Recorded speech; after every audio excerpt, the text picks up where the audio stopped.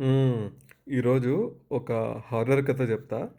Horror అంటే ఆహ్, స్కేరీగా ఉండే, భయంకరంగా ఉండే కథ కాదు గానీ, కొంచెం హారర్ రిలేటెడ్ కథ.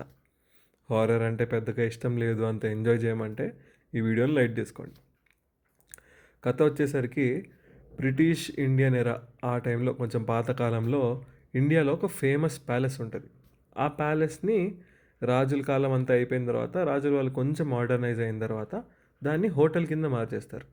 అక్కడున్న రూమ్స్‌ని రెంట్‌కి ఇవ్వడం అంటే హోటల్ స్టే లాగా ఇవ్వడం స్టార్ట్ చేసింటారు. అప్పుడు ఒక ఫారెన్ నుండి వచ్చిండే ఒక జర్నలిస్ట్ వస్తాడు ఇండియాకి.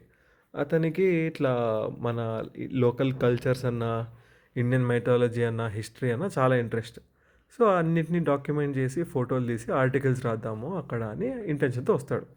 ఒక 3 రోజులు స్టే చేద్దామని ఇండియాకొచ్చి, ఈ ప్యాలెస్ బాగుంది, చాలా రాయల్‌గా ఉంది కదా అని ఎళ్లి అడుగుతాడు. నాకిలా 3 రోజులు స్టే కావాలండి అంటే, ఓకే సార్ అది ఇది అని కానీ చెప్తాడు అతను.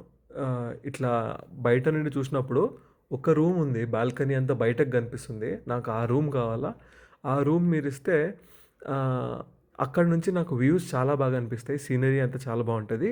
నా ఫోటోస్‌కి హెల్ప్ అవుతది అని అడుగుతాడు. అప్పుడు హోటల్ వాళ్ళు లేదు సార్ సారీ ఆహ్, ఆ రూమ్ మాత్రం మేము ఇవ్వలేము.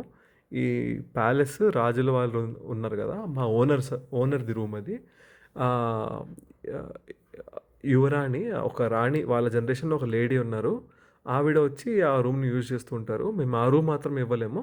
కానీ సిమిలర్ రూమ్ ఇస్తాము. దాని ఆపోజిట్ సైడ్ కొంచెం దూరంలో ఉంటది. అక్కడి నుంచి కూడా మీకు మంచి సీనరీ కనిపిస్తది. సేమ్ సీనరీ కాదు గానీ, ఆపోజిట్ డైరెక్షన్‌లోనే మంచి సీనరీ కనిపిస్తది అని చెప్తాడు రిసెప్షనిస్ట్.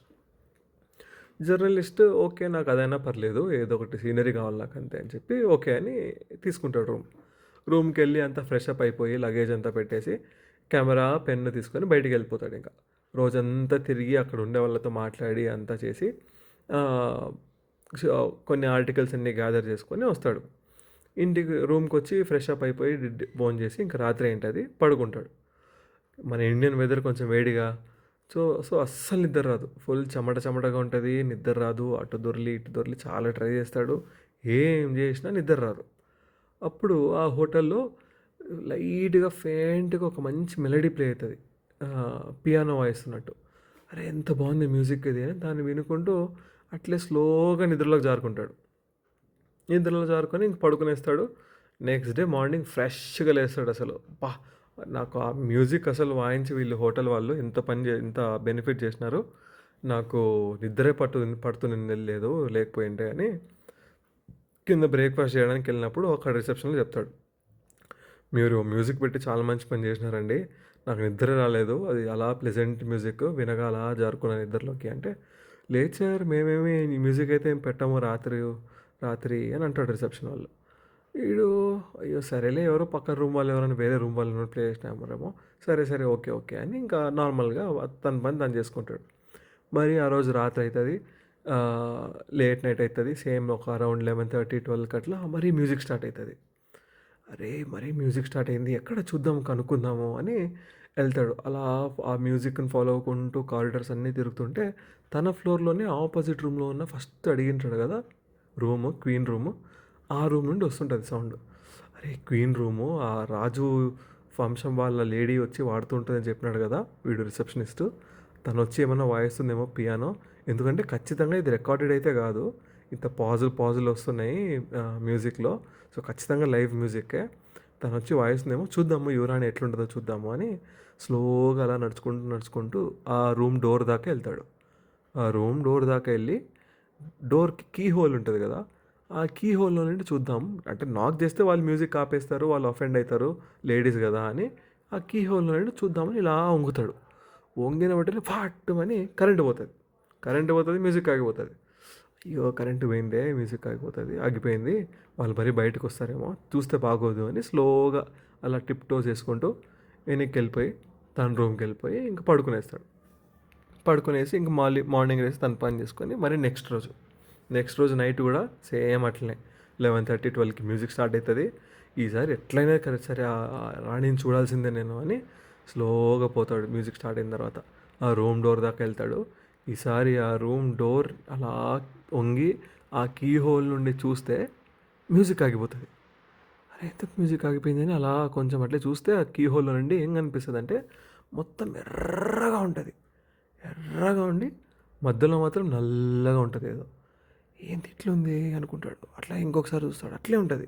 చుట్టూ మొత్తం పెద్దగా ఎర్రగా ఉంటది. మధ్యలో మాత్రం ఏదో నల్లగా రౌండ్‌గా ఉంటది. ఏందిది అర్థం కాలేదే. మ్యూజిక్ ఆగిపోయింది. ఎందుకు గోల లేనిపోయింది. ముందే రాజుల ఫ్యామిలీ అంటే వాళ్ళు కోపిష్ఠులుంటారు. మనకేమైనా శిక్ష, గిక్ష అది ఇది అని ఊరికే పెంట చేస్తే ఎందుకు అని నిదానంగా ఎనికెళ్ళిపోతాడు. ఎనికెళ్ళిపోయి రూమ్‌లో పోయి పడుకుంటాడు. ఇంకా నెక్స్ట్ డే అయిపోయింది కదా! జర్నీ అయిపోయింది. నెక్స్ట్ డే లేసి చెక్‌ఔట్ అంతా లగేజ్ అంతా సర్దేసుకొని చెక్‌ఔట్ హోటల్ నుండి అన్నట్టు వెళ్ళి రిసెప్షన్ వాళ్ళకి వెళ్తాడు. వెళ్ళి రిసెప్షన్‌లో చెప్తాడు.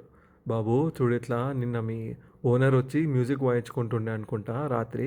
నేను క్యూరియాసిటీతో అలా చూద్దామని వెళ్ళాను. కానీ పాపం అఫెండ్ అయ్యి మ్యూజిక్ ఆపేసినారు. నేను సారీ చెప్పినానని చెప్పు అని అంటాడు. అప్పుడు ఆ రిసెప్షనిస్టు సార్ మీరు ఆ డోర్ నాక్ చేసినారా అంటాడు. లేదు నేను డోర్ ఏం నాక్ చేయలేదు. జస్ట్ తొంగి చూసినాను అంటే అప్పుడు వాడు చెప్తాడు. సార్ ఎనీ కాస్ట్ మీరు డోర్ అయితే నాక్ చేసి ఉండకూడదు. డోర్ నాక్ చేసినారంటే చాలా పెద్ద ప్రాబ్లం అయిపోతుంది. నిజంగా చెప్పండి అంటాడు. లేదురా బాబు నేను నిజంగానే తొంగి చూసినాను అంతే ఆగిపోయింది మ్యూజిక్ అంటే సార్ సారీ సార్ నేను మీకు ముందే చెప్పాల్సింది ఆ రూము మీద మీ కన్ను పడినప్పుడే చెప్పాల్సింది ఇది యాక్చువల్లీ ఫ్యూ జనరేషన్స్ బ్యాక్ ఈ రాజుల వాళ్ళ ఫ్యామిలీలోనే ఒక ఆవిడ చాలా బ్యూటిఫుల్గా ఉండేది. తను ఒక పూర్ బాయ్ని లవ్ చేసింది. వాళ్ళ ఫ్యామిలీ రాజు యాక్చువల్ అప్పుడున్న రాజు ఆ పూర్ బాయ్ని చంపించేసినారని కోపంతో ఇదే రూమ్లో కంటిన్యూస్గా పియానో ప్లే చేస్తూ చేస్తూ తిండి తిప్పలేకుండా ఇక్కడే మరణించినారు ఆవిడ. కొంతమంది అట్లే రూమర్స్ ఉన్నాయి. ఇట్లా అప్పుడప్పుడు మ్యూజిక్ వినిపిస్తూ ఉంటుంది పియానో వాయించినట్టు. మాకైతే ఎప్పుడు వినిపించలేదు. మీరు అంటుంటే నేను ఊరికే అంటున్నారేమో. మీరు అందరు ఇక్కడున్న జనాలందరినో మాట్లాడినారు కదా! సో వాళ్ళేమైనా కథలు చెప్పింటారు. సో మీరు ఊరికే అలా అంటున్నారు అనుకున్నాను. నేను ముందే చెప్పాల్సింది సార్ అని చెప్తాడు రిసెప్షనిస్ట్. అప్పుడు ఈ జర్నలిస్ట్ రియలైజ్ అవుతాడు. అప్పుడు ఆ డోర్ కీ హోల్ నుండి తొంగి చూసినప్పుడు కనిపించిండేది అవతల సైడ్ నుండి తొంగి చూస్తున్న ఆ యువరాణి కన్ను. అంటే ఆ యువరాణి కన్ను కోపంగా ఎర్రగా మధ్యలో నల్లగా నల్లటి గుడ్లతో ఆ పక్క నుండి తొంగి చూస్తుండే వీడు ఈ పక్క నుండి తొంగి చూస్తున్నాడు. ఏదో ఎర్రగా నల్లగా ఉంది అనుకుంటున్నాడు. కానీ చూస్తే అది ఆ యువరాణి కన్ను ఆ పక్క నుండి తను తొంగి చూస్తుంది. అమ్మ దేవుడా బచావైపోయినాను రా బాబు నాకు చేసింటే నా కథ గోవిందా అని అలా ఇండియా మీద ఇంట్రెస్ట్తో కథల్లో తీసుకెళ్దామని వచ్చిన జర్నలిస్ట్కి ఇలా ఒక మంచి హారర్ మిస్టరీ కథ దొరికి రిటర్న్ వెళ్ళిపోతాడు తన దేశానికి.